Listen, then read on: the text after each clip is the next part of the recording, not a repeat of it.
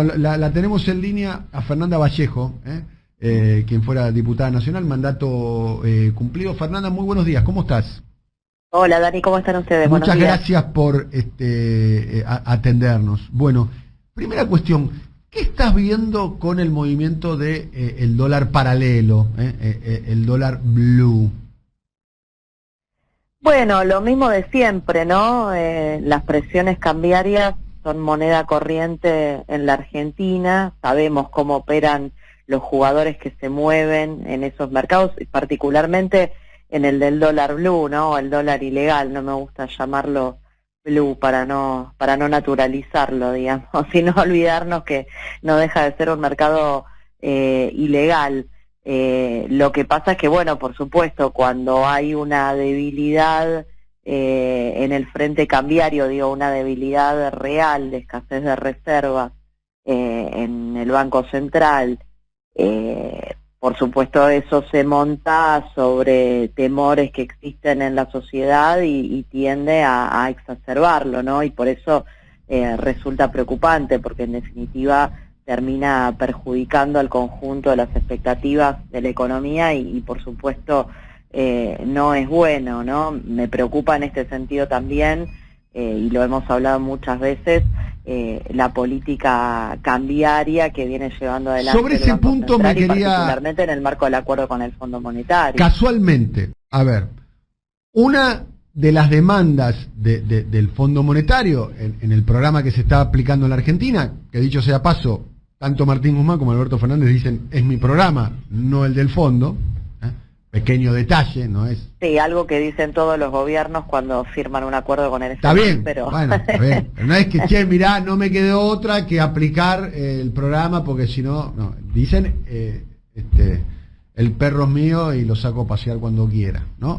Con respecto al programa. Una de las demandas tenía que ver con acortar la brecha entre el tipo de cambio oficial y el tipo de cambio paralelo. Y eso se fue sintiendo, ¿no? Porque la tasa de devaluación del tipo de cambio oficial se aceleró, ¿no? De hecho, durante el año 2021, la tasa de devaluación del tipo de cambio oficial fue de 20 puntos y la inflación fue de más de 50. O sea, hubo una brecha de 30 puntos. Bueno, eso al fondo no le gusta. Y medio como que el gobierno argentino, entre comillas, le estaba dando la razón, más allá de que la inflación estaba por encima del aumento del tipo de cambio oficial. Pero lo que subyace acá, y te quiero preguntar a vos, digamos, lo que está, para decir una manera, en el aire, la demanda o la presión para que haya una maxi evaluación, ya no a tasas altísimas de 3, 4, 5% mensual de la devaluación del tipo de cambio oficial, sino un 25%. Lo que llama públicamente Melconian el Fabregazo, refiriéndose a Fabregat, no Eduardo Fabregat, no, por favor, no Eduardo Fabregat, sino quien fuera presidente del Banco Central durante el presidente del Banco enero Central, del 14. En enero del 2014, digamos, que fue una devaluación de 25 puntos, ¿no? Sí, bueno, pero por eso te digo, estas presiones devaluacionistas existen prácticamente todo el tiempo en la Argentina, ¿no? Y es uno de los grandes problemas que tenemos, porque precisamente los sectores mayoritarios de la población, es decir, los laburantes en definitiva, los que tenemos nuestros ingresos en pesos, salimos perjudicados frente a este tipo de circunstancias. Lo sabemos de sobra, no hace falta explicar lo que implica una devaluación, el derrumbe de los salarios reales, es decir, la devaluación no es solamente la devaluación de la moneda, sino la devaluación de los salarios, el hundimiento del salario real, lo que siempre ocurre cuando hay devaluaciones, y por otra parte hay sectores que se benefician, que son justamente los que pujan para que haya devaluaciones en la Argentina, con una voracidad que a veces no se puede creer, ¿no? Porque en este contexto esos sectores se están beneficiando, por ejemplo, o parte de esos sectores se están beneficiando ampliamente de los precios internacionales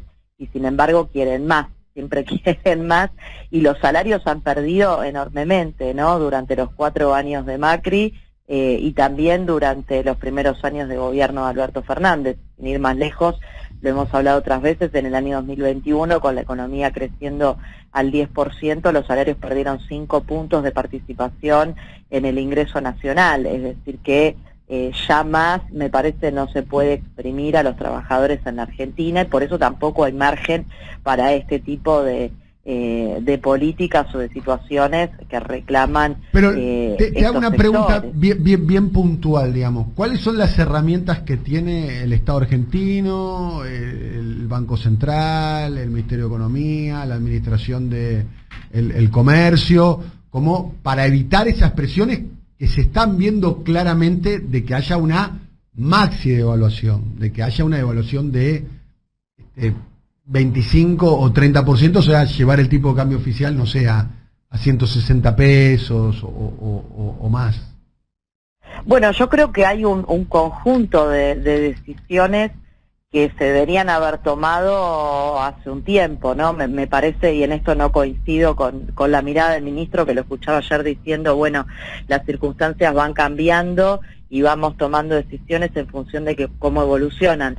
Esa mirada no la comparto, me parece que uno tiene que programar, previsionar y adelantarse a los hechos, no esperar a que la soga, o que el agua te llegue al cuello, digamos, ¿no? Las medidas... Es un poco lo que está ocurriendo.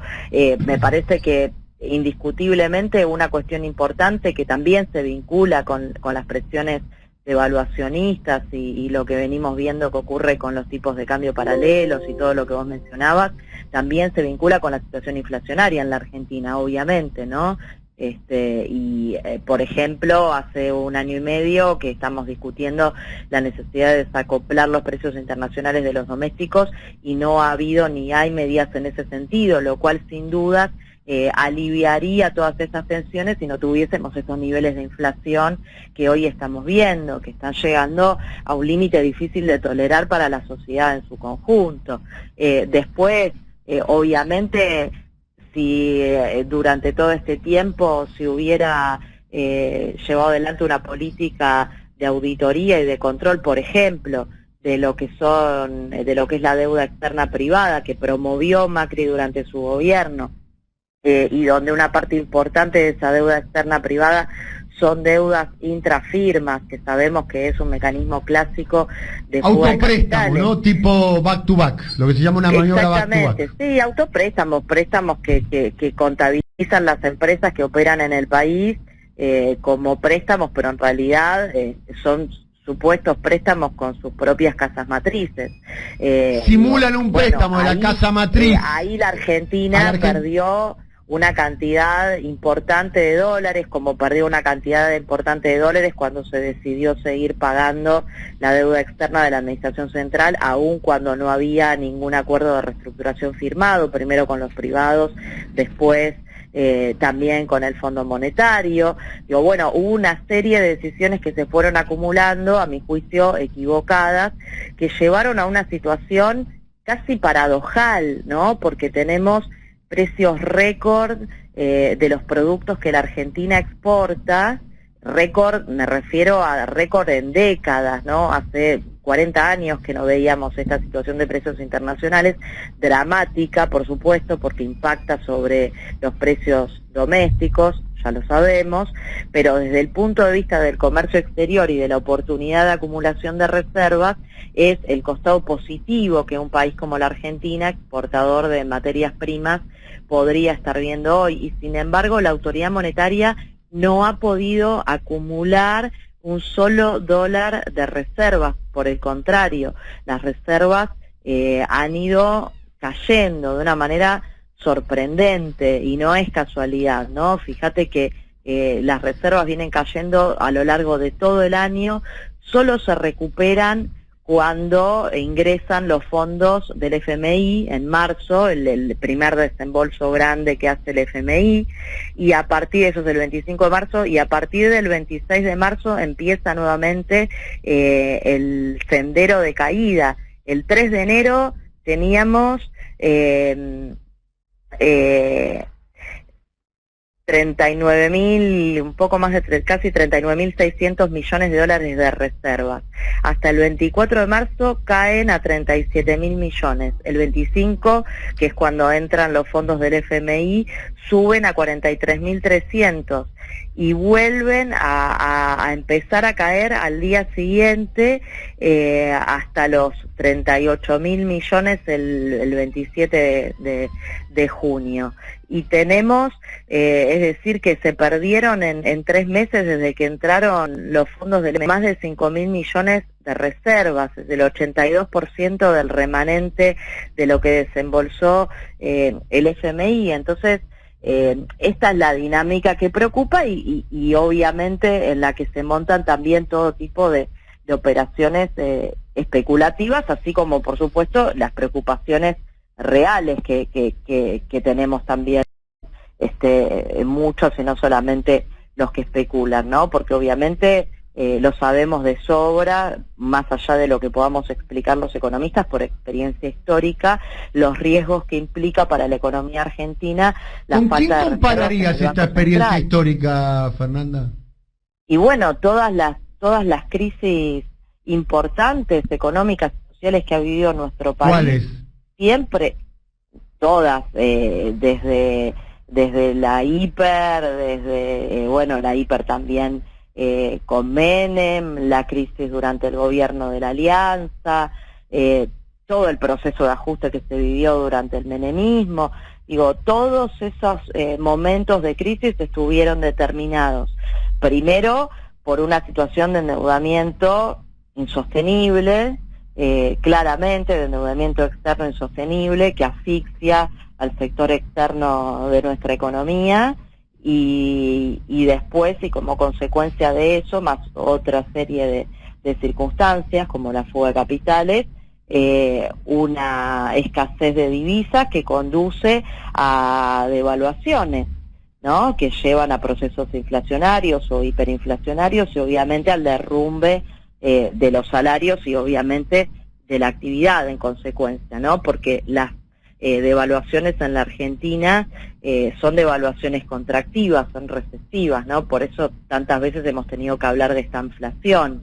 Y eso es recurrente en la historia, y por eso cuando hay situaciones complejas en el frente cambiario, en el frente externo, las preocupaciones están a flor de piel, aunque sea un ciudadano de a pie y no sea economista o no pueda explicarlo en los términos que lo explicamos los economistas, lo sabemos por memoria histórica, ¿no? Hay una intuición, hay un recuerdo, un mal recuerdo de lo que ocurre, y es lógico en ese sentido que haya temores y que haya preocupación por lo que se vive en el día a día. Bueno, ayer se anunciaron medidas para buscar contener una situación de importaciones que también vienen creciendo de manera muy impresionante, bastante más allá de lo que uno esperaría, incluso para una economía en recuperación o con una recuperación rápida como la que hubo en el año pasado en la economía argentina.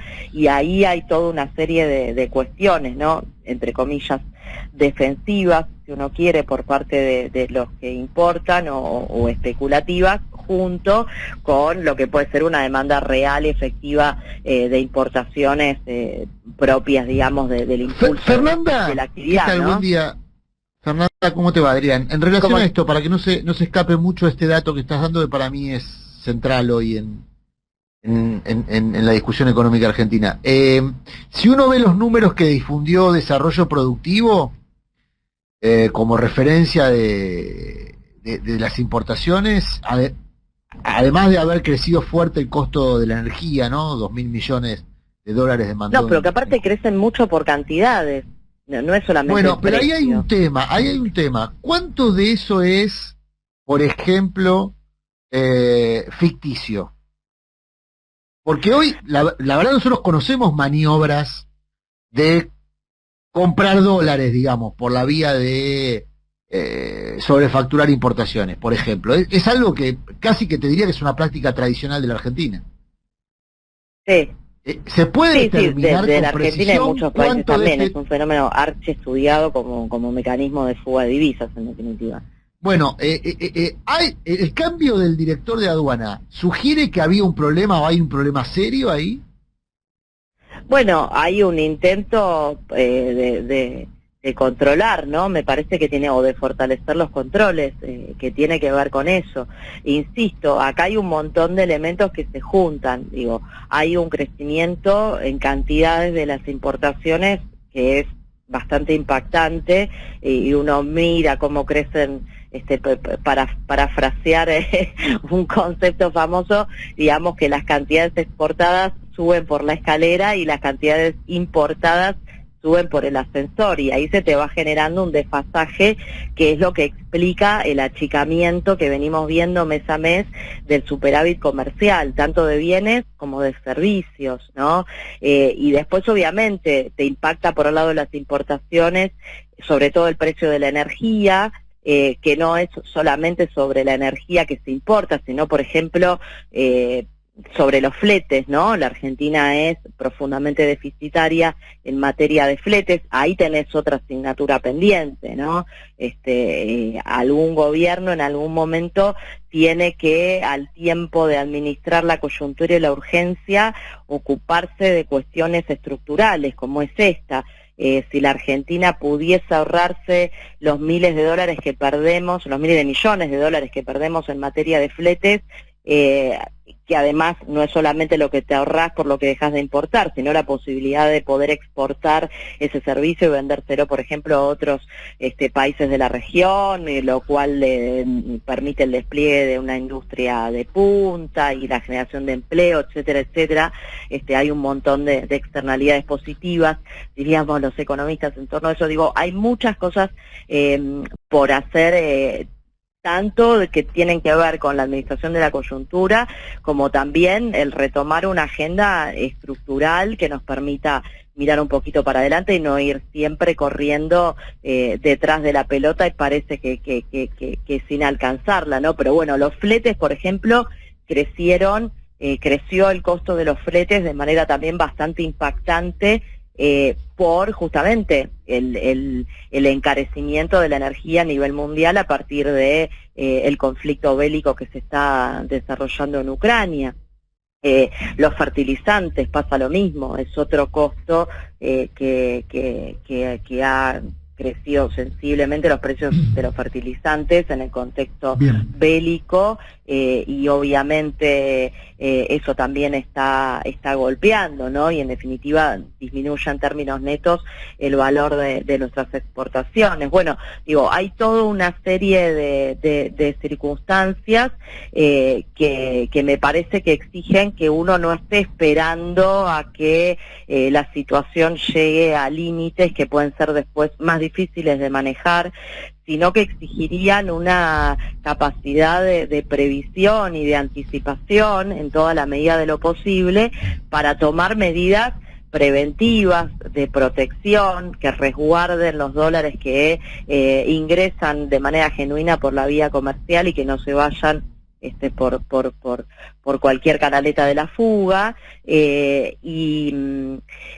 y también atender la cuestión inflacionaria, ¿no? Porque estamos preocupados por el frente cambiario, pero parece que dejamos de hablar de la inflación, y las dos cosas están vinculadas, indiscutiblemente. Fernanda, necesito hacer un punto y la podemos seguir otro día, si te parece. Te agradecemos mucho el contacto con nosotros, ¿eh?